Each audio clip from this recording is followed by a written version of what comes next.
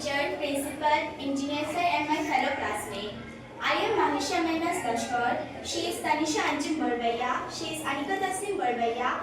And she is Firuza Hanom Lashkar. We are the students of class 8 and we have prepared a project on effect of CO2 on environment. Now I will give a broad explanation about this project, mainly covering two important topics, that is the greenhouse effect and the global warming. Now first of all I will give an explanation about how the natural greenhouse effect works. Solar radiation. Energy from the sun travels towards the earth as light and heat. Energy क्या मतलब है? Solar radiation का मतलब है सन से जो अर्थ से जो एनर्जी आता है, सन से जो एनर्जी आता है वो अर्थ की तरफ ट्रेवल करता है. ये जो हमने एरो दिया है ये समझाता है मतलब लाइट और हीट जो अर्थ की तरफ ट्रेवल कर रहा है. Then next is reflection and absorption. Some of the sun rays are reflected back into space by clouds and the outer atmosphere. मतलब कुछ सन रेज है जो मतलब अर्थ की तरफ स्पेस की तरफ जाता है, क्लाउड और जो आउटर एटमॉस्फेयर है वो स्पेस की तरफ भेज देता है. Then a portion is absorbed by the atmosphere and the earth surface warming the planet. एक जो बड़ा पोर्शन होता है एटमॉस्फेयर का वो एटमॉस्फेयर एब्सॉर्ब कर लेता है और अर्थ सरफेस एब्सॉर्ब कर लेता है. उसकी वजह से जो हीट है वो ट्रैप हो जाता है स्पेस में और उसकी वजह से जो अर्थ का टेम्परेचर है वो वार्म हो जाता है. Then is escaping radiation. The earth radiates heat back into the space. Under a natural condition, a significant portion of this heat escapes through the atmosphere, keeping the earth temperature balanced and hospitable. जो अर्थ होता है वो मतलब फिर से radiate करता है heat को स्पेस की तरफ. उसकी वजह से जो मतलब एक सिग्निफिकेंट मतलब बहुत ज़्यादा एक बड़ा पोर्शन जो होता है हीट का वो मतलब बाहर निकल जाता है एटमॉस्फेयर के एटमॉस्फेयर के बाहर निकल जाता है. उसकी वजह से जो अर्थ होता है, अर्थ का जो टेम्परेचर होता है वो एकदम बैलेंस हो जाता है. Next topic is human impacts and enhance greenhouse effect. As shown in the lower part of the diagram. यहाँ पे आप लोग देख सकते हैं कि जो ह्यूमन इम्पैक्ट्स है बहुत ज़्यादा मतलब लोग जो है ह्यूमन हम जो लोग हैं ना वो बहुत ज़्यादा मतलब फॉसिल फ्यूल बर्न कर रहे हैं. उसकी वजह से बहुत ज़्यादा गैस कार्बन डाइऑक्साइड रिलीज हो रहा है. For example CO2, methane, CH4 and chlorofluorocarbon CFCs. Then is oil and petrol.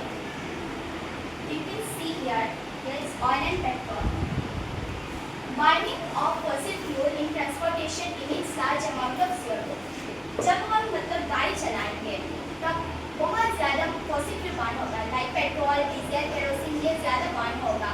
इसकी वजह से CO2 जो है वो बहुत ज़्यादा रिलीज होगा. Factories and fossil fuel.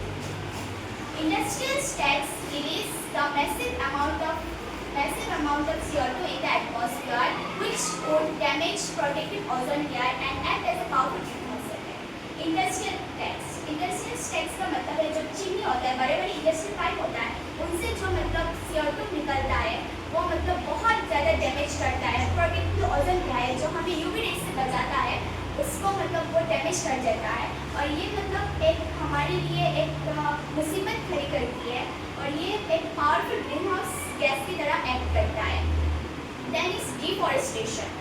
जब हम बर्न करते हैं कटिंग और burning of forest remove trees that would otherwise absorb less CO2 from the atmosphere by the process of photosynthesis. अगर हम फॉरेस्ट जो है उसको कट कर दिए तो ट्रीज का नंबर काउंट जो है वो कम हो जाएगा. उसकी वजह से जो मतलब CO2 एटमॉस्फेयर में तो एनवायरनमेंट में जो CO2 है वो ज़्यादा बढ़ जाता है क्योंकि हमें पता है प्लांट जो है वो मतलब कार्बन डाइऑक्साइड एब्जॉर्ब करता है थ्रू फोटोसिंथेसिस. अगर प्लांट्स कम होंगे तो CO2 ज़्यादा एटमॉस्फेयर में बढ़ेगा. CO2 ज़्यादा एटमॉस्फेयर में बढ़ेगा तो हमें हार्म करेगा. Then is the result heat trap. इसकी वजह से because of the human activities various human activities that is burning of fossil fuel releases large amount of CO2 and this CO2 produces heat and this heat escape into the atmosphere which would give rise to the global warming. अगर जो heat है हम अगर fossil fuel burn करेंगे तो carbon dioxide ज़्यादा release होगा। अगर कार्बन डाइऑक्साइड ज़्यादा रिलीज होगा तो हमारे एटमॉस्फेयर में जो है हीट ज़्यादा बढ़ेगा। हीट ज़्यादा बढ़ेगा तो ये हीट मतलब बाहर नहीं निकल पाएगा, एस्केप हो जाएगा। बाद में जो एटमॉस्फेयर है, एटमॉस्फेयर का टेम्परेचर जो है वो ज़्यादा राइज करेगा और ये राइज करेगा global warming. Conclusion, ultimately CO2 pollution present a significant damage to the stability of our environment. But it is a challenge we can solve by understanding the problem and actively supporting and conservation effort. We can protect our Earth delicate system. Every small action contributes to large healthy to build a healthy environment. अगर हम मतलब ultimately CO2 जो pollution है वो मतलब हमारे अर्थ का जो एटमॉस्फेयर है उसको मतलब ज़्यादा मतलब क्या बोलते हैं उसको ज़्यादा डैमेज करता है। डैमेज करने की वजह से जो हमारा फ्यूचर जनरेशन है उनको हार्म पहुँचेगा। बाद में ये तो अल्टीमेटली हमें ही हार्म पहुँचाएगा। At last, I would like to thank my science teacher, that is Engineer Devojyoti there, and my school authority to provide me a good opportunity to work on this project. As a student, I learned so many important and great things from this project. Thank you.